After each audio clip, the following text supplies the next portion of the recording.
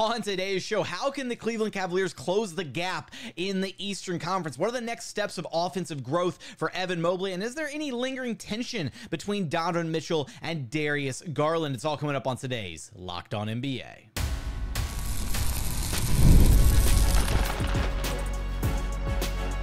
You are Locked On NBA, your daily NBA podcast. Part of the Locked On Podcast Network, your team every day.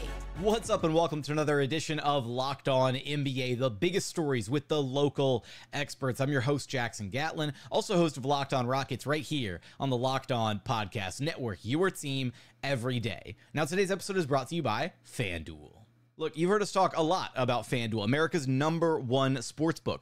We have something a little bit different for you today. Now through September 22nd, all FanDuel customers can bet $5. It's just $5 and get a 3-week free trial of NFL Sunday Ticket from YouTube and YouTube TV. Then with a YouTube TV base plan, you'll be able to watch every regular season Sunday afternoon out-of-market game. All you need is a Google account and a current form of payment, and you're all set and you can cancel at any time. And if that's not enough, FanDuel also has something special for our listeners this weekend. Be sure to check out FanDuel's Profit Boost in the app and use it for FanDuel's double your winnings for all of Sunday, September 8th pregame moneyline bets. Profit Boost will be live starting Friday, September 6th. Visit your account page now to learn more about your boost. Just visit FanDuel.com and download America's #1 sportsbook. Joining us now is the host of Locked On Cavs, Danny Cunningham. You can track down wherever you listen to your podcasts or on YouTube. Just search Locked On Cavs. Here to talk about the Cleveland Cavaliers and their lack of an offseason, right? No major roster changes for the Cleveland Cavaliers. And in an Eastern Conference that feels like there's kind of an arms race going on at the top of the East, maybe a little bit concerning for Cavs fans that they didn't do anything this offseason. Unless you, and here's where we can actually start with this, Danny, is do you view the hiring of Kenny Atkinson as like a needle moving type move for this Cavaliers organization? Do you view that as like, okay, they made a major move by upgrading the head coaching spot and that should be enough, plus, you know, running it back obviously with the rest of the core cast? No, I don't think it's enough. Like, I will say that matters. Like, I think that it is an upgrade going from JB Bickerstaff to Kenny Atkinson. And that's nothing against Bickerstaff and the people that were on his team there. But I think at a certain point, and he had been in Cleveland for 5 years, and the job he was doing was a much different job than the job he was hired to do. But I think that Kenny Atkinson is an upgrade there. That said, Kenny Atkinson is a guy that's going to sit on the bench. He's not a guy that's going to be on the floor. He cannot play in these games. So I just don't think it matters as much as saying going out and adding a big piece. The Cavs, I think we're always going to have sort of a quiet offseason in terms of going out and signing guys. They didn't have a ton of room. They didn't have a lot of avenues to go out and sign impact players. What I thought was going to be different about this offseason is I expected the Cavs to be a big player in the trade market. Obviously, that never came to fruition. Donovan Mitchell signed an extension. I think most people here expected that to happen. No one was really surprised when that nugget came down. The extension that surprised me, and I think a lot of people, was the Jarrett Allen deal, where I thought he was somebody that maybe he could be traded, that is viewed very positively across the league. And he wasn't. He signed an extension going to be in Cleveland at least through February 2nd, when that trade restriction will expire 6 months after his contract. So by them doing nothing, I think it says, hey, Kenny Atkinson, you were hired to coach this team. You have ideas on how to do things differently than JB Bickerstaff, particularly on the offensive end. Here is your opportunity to go out and do this. And then I do think that whether it be at the trade deadline or next summer, if it doesn't work the way they had planned on it working, they've got ways to sort of pivot off of this. But they really didn't improve a ton on the court. It's, can they get more out of the stuff they already have, I think, is the big question they have.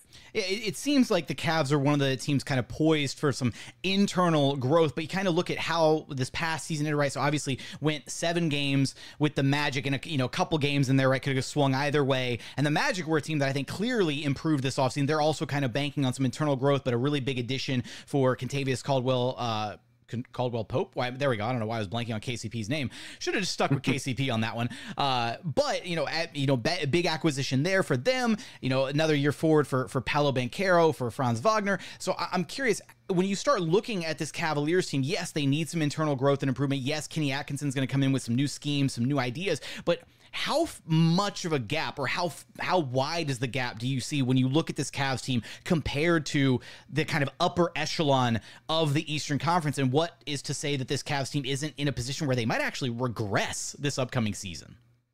So I don't think they're going to regress, because I still think that they have players that are getting better. And I think you look at Evan Mobley, and I think that he is going to thrive under Kenny Atkinson. Another guy I bring up is Darius Garland, where last year he had a nightmare of a season. He had several injuries, including a jaw that, had to be wired shut for, I believe, 4 weeks. He lost 16 pounds. He missed 6 weeks of games. He had a season to forget. I think he's going to be much better. I think that the Cavs will just be a little bit luckier on the injury front than they were last year, where every key player, except for Jarrett Allen, missed a significant amount of time during the regular season. And then Allen, of course, missed time in the postseason. So I don't think the regression is going to be something that happens. As far as the gap between the upper echelon and the Cavs, I think that it depends how big you want to make these tiers. Like, if you look in the Eastern Conference, I'm very firmly of the belief that the Boston Celtics are alone in the top tier of the conference, and maybe even alone in the top tier in the entire NBA. That's fair. And then you start talking about the New York Knicks, the Philadelphia 76ers, the Milwaukee Bucks, and I think the Cavs are somewhere around there. I don't think that gap is very big, because I believe all those teams, they all have flaws. You can look at the Knicks really don't have size anymore now that Isaiah Hartenstein's not there. The Philadelphia 76ers, if they get through a postseason healthy with Joel Embiid and Paul George, they're going to be awesome. What are the chances of that happening?